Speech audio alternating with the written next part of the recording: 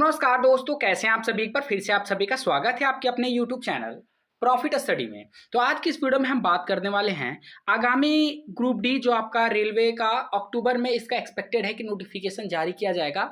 आगामी group D भर्ती पर लेकर आज का बहुत ही खास सेशन आप लोगों के लिए रखा गया है, जिसमें आपका जो मल्टीपल सवाल आ रहा था उसके रिगार्डिंग यहाँ पे बात करेंगे। जिसमें सबसे ज़्यादा पूछा जाने वाला सवाल है कि ITI लागू रहेगा या फिर 2018-19 का जैसा यहाँ पे रेलवे अपना पॉलिसी नियम को चेंज कर देगा और उसमें सभी लोग फॉर्म अप्लाई करेंगे। इसके रिगार्डिंग डिटेल से बात करेंगे। उसके बाद दूसरा सबसे ज्यादा जो यहाँ पे क्वेश्चन पूछा जा रहा है कि क्या ग्रुप डी भर्ती से पहले हमारे लिए OTS लागू हो पाएगा। OTS का मतलब होता है वन टाइम सेटलमेंट, ठीक है। जो अभी आप लोगों को पता है कि लगातार यहाँ पे एसोसिएशन की तरफ से डिमांड हो रहा और अभी तो आपका सरकार पर और ज्यादा प्रेशर बनेगा, क्योंकि अभी रिसेंटली आप लोग देखें कि कितना भयावह स्थिति में रेल दुर्घटना हुआ है। मतलब प्रेजेंट गवर्नमेंट के में सबसे ज्यादा रेलवे दुर्घटना का जो संख्या है वो देखने को लगातार यहाँ पे मिल रहा। तो इससे क्या होगा कि सरकार पे और ज्यादा यहाँ पे दबाव बनेगा, जिसके कारण OTS पे अपडेट आएगा। तो वो आपको आगे हम देखेंगे कि OTS आपका ग्रुप डी भर्ती से पहले लागू हो पाएगा या फिर नहीं। और उसके बाद यहाँ पे जो बड़ी भर्ती आने वाली है ग्रुप डी की, उसमें कौन कौन सा बड़ा बदलाव, बड़ा मॉडिफिकेशन होगा अगर OTS लागू होगा, और अगर OTS नहीं लागू होगा तब यहाँ पे रेलवे ग्रुप डी में क्या मॉडिफिकेशन देखने को मिलेगा, क्या बड़े फैसले देखने को मिलेंगे रेलवे मंत्रालय की तरफ से, उसके बारे में आज की इस वीडियो में हम डिटेल से बात करने वाले हैं। तो जितने भी कैंडिडेट चैनल पर फर्स्ट टाइम है सब्सक्राइब नहीं किए, फटाफट करके सब्सक्राइब कर लीजिएगा, ताकि रेलवे से रिलेटेड ITI पास, परमानेंट जॉब का रिक्रूटमेंट का सारा डिटेल आपको मिलते रहे। इसके साथ साथ डिस्क्रिप्शन में आपको टेलीग्राम ग्रुप, व्हाट्सएप ग्रुप का लिंक मिलेगा, जरूर ज्वाइन कर लीजिएगा। हर तरह का लेटेस्ट इंपॉर्टेंट अपडेट कंटिन्यू आपको वहां पे देखने को मिलते रहते हैं।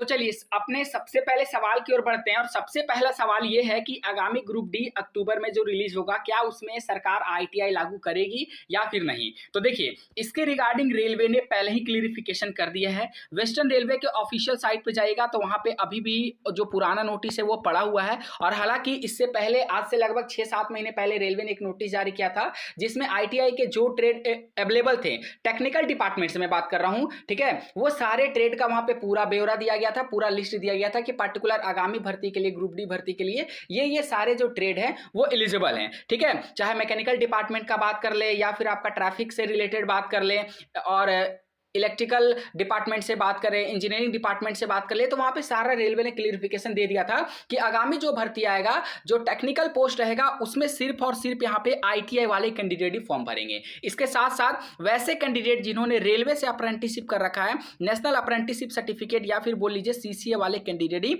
उस पार्टिकुलर पोस्ट के लिए एलिजिबल रहेंगे। तो आपका सवाल हो सकता है कि सर क्या 10th वालों को मौका नहीं मिलेगा, 10th वाले जो कैंडिडेट है वो फॉर्म नहीं भर पाएंगे। तो ऐसा नहीं है, 10th वालों को भी मौका मिलेगा, परंतु जैसा 18 में था, 19 में था, वैसा आपका सिचुएशन दोबारा यहाँ पे रिपीट नहीं होगा। कैसे, वो भी आप समझ लीजिए। मान लीजिए कि आपका पूरा वैकेंसी यहाँ पे 100 सीटों पर भर्ती आता है। सपोज हम मानकर चल रहे, इतना कम सीट पे नहीं आएगा, भर्ती आपका 35 से 40 हजार के आसपास देखने को मिलेगा। तो सपोज मान के चलते हैं कि 100 सीटों पर आपका रेलवे ग्रुप डी का भर्ती निकलता है, जिसमें से अभी वर्तमान समय में जो चल रहा CCA का, हम आपको 20% कोटा के अकॉर्डिंग बता रहे हैं कि 20% जो सीट है वो आपका CCA का चल गया। बचा कितना, हमारे पास 80 सीट बच गया, ठीक है। अब ये 80 सीट में से आपका 5 से 7 सीट जो है वो आपका 10th वालों के लिए रहेगा। जैसे हॉस्पिटल अटेंडेंट का कुछ पोस्ट होता है, ठीक है, और हॉस्पिटल से रिलेटेड कुछ पोस्ट होता है जो यहाँ पे नॉन टेक्निकल होता है, इसीलिए वो 10th वालों के कैटेगरी में आ जाएगा, ठीक है। तो यहाँ पे 5 से 7% ही पोस्ट जो है आपका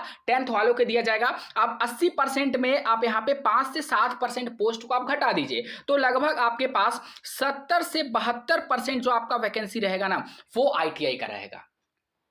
आई होप आप लोग समझ पा रहे होंगे। तो यहाँ पे अगर पूरा सिनेरियो के बारे में बात करेंगे तो पूरा अच्छे से आप लोग समझ लीजिए।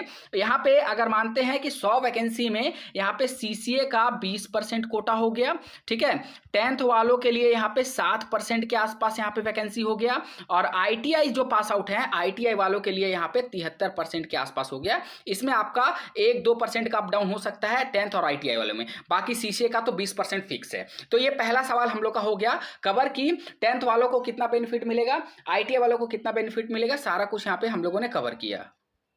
अब बढ़ते हैं अगला सवाल की ओर। क्या ग्रुप डी भर्ती से पहले रेलवे अप्रेंटिस छात्रों के लिए ओटीएस लागू हो पाएगा? ओटीएस का मतलब होता है वन टाइम सेटलमेंट। यहां पे आप लोगों को पता है कि अब जो अप्रेंटिसशिप का साथ है वो बड़े बड़े नेता भी देने लगे हैं। बड़े बड़े नेतागण जो है वो भी सामने आ रहे हैं, वो भी बोल रहे हैं कि जो विपक्षी के नेता है उनका भी यहाँ पे विचार विमर्श आ रहा है कि अब इनको जो वन टाइम सेटलमेंट दिया जाना चाहिए। तो इसको लेकर यहाँ पे कुछ टाइम पहले ट्विटर कैंपेन भी रखा गया था। हालांकि ट्विटर कैंपेन में अच्छे खासे कैंडिडेट पार्टिसिपेट किए, परंतु अभी तक कुछ पॉजिटिव रिजल्ट यहाँ पे देखने को नहीं मिल रहा। बाकी जो डिपार्टमेंट के यहाँ पे सदस्य हैं, मेंबर है, वो अपना पूरा एफर्ट लगा रहे हैं कि इस बार कम से कम वन टाइम सेटलमेंट जो है ओटीएस जो है छात्रों के लिए लागू होना चाहिए। अभी तक जितने भी छात्र अप्रेंटिसशिप कर चुके हैं रेलवे कैटेगरी से, उनको वन टाइम सेटलमेंट के तहत उनको प्रोवाइड जॉब मिलना चाहिए लेवल 1 के तहत। ठीक है, अब बात करते हैं कि अभी कौन कौन सा डिमांड जो है वर्तमान में चल रहा है।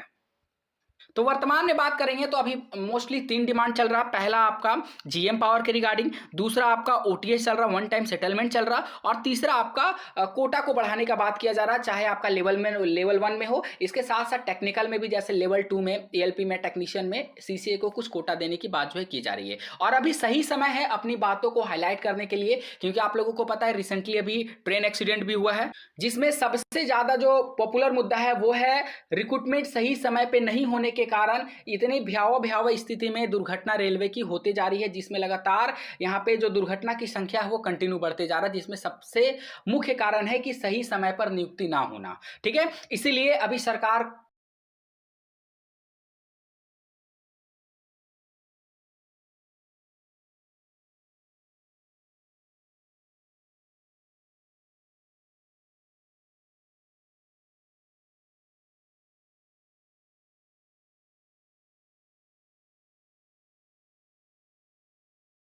यदि सरकार राजी हो जाती है वन टाइम सेटलमेंट के लिए, अगर वन टाइम सेटलमेंट यहाँ पे होता है तो जो ग्रुप डी का भर्ती आएगा उसमें नंबर ऑफ पोस्ट आपको बहुत कम देखने को मिलेगा, क्योंकि जितना पोस्ट रहेगा उस पर यहाँ पे जो सीसीए वाले स्टूडेंट है उनका यहाँ पे डायरेक्ट अपॉइंटमेंट हो जाएगा। अगर मान लीजिए ऐसा होता है तो, अगर ऐसा नहीं होता है, जीएम पावर के थ्रू कोई अपडेट आता है, या फिर ऐसा भी हो सकता है कि आपका जो अभी वर्तमान समय में चल रहा 1/3 और 2/3 का जो यहाँ पे पॉलिसी चल रहा, इसमें भी कुछ बदलाव जो है किया जा सकता है। ठीक है, तो डिपेंड करता है रेलवे बोर्ड के ऊपर, और डिपेंड करता है कि हमारे जो एसोसिएशन के मेंबर है वो कितने एक्टिव हैं और कब तक वो अपनी बातों को कहां तक पहुंचा सकते हैं।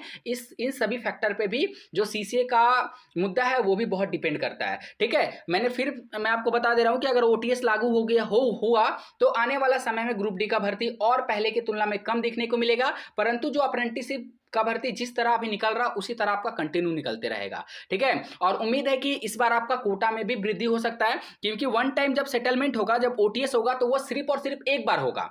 ठीक है, ऐसा नहीं कि हर साल आपका ओटीएस होते रहेगा, ऐसा नहीं, वन टाइम सेटलमेंट होगा। बाकी जो अभी वर्तमान समय में जो 20% का आपका कोटा दिया जा रहा है उस कोटा को यहां पे बढ़ाया जा सकता है। ठीक है, ये एक्सपेक्टेड है। बाकी देखिए मिनिस्ट्री ऑफ रेलवे के अकॉर्डिंग इसमें क्या अपडेट आता है, क्या जवाब आता है, क्योंकि सरकार अभी बहुत ही प्रेशराइज है, बहुत ही प्रेशर है सरकार के ऊपर। जल्द से जल्द यहाँ पे जितनी भी खाली पद हैं, अभी 3 लाख से ज्यादा खाली पद हैं, जिसमें से अप्रोक्स 1 लाख से ज्यादा खाली पद आपका सिर्फ और सिर्फ लेवल 1 पोस्ट पे खाली है। और लगातार ये जो संख्या है खाली पदों का वो बढ़ते जा रहा है, क्योंकि आप लोगों को पता है जीडीसी से यहाँ पे डायरेक्ट रिक्रूटमेंट चल रहा, एलडीसी से डायरेक्ट रिक्रूटमेंट चल रहा, डिपार्टमेंटल कोटा 50% के अकॉर्डिंग यहाँ पे डायरेक्ट रिक्रूटमेंट जो है डिपार्टमेंट के कर्मचारियों का प्रमोशन कराया जा रहा। तो ये सभी सीट लगातार यहाँ पे खाली होते जा रहा। अब जब ये सीट खाली होते जा रहा है तो वहां पे इंप्लॉय की जरूरत पड़ेगी काम करने के लिए, तो पर्टिकुलर यहाँ पे भर्ती तो ज्यादा संख्या में आने की संभावना है ही, परंतु अगर ये सब सारा फैक्टर हो गया ओटीएस वगैरह का, तो क्या क्या हो सकता है बदलाव, वो सारा हम लोग को देखने को मिले।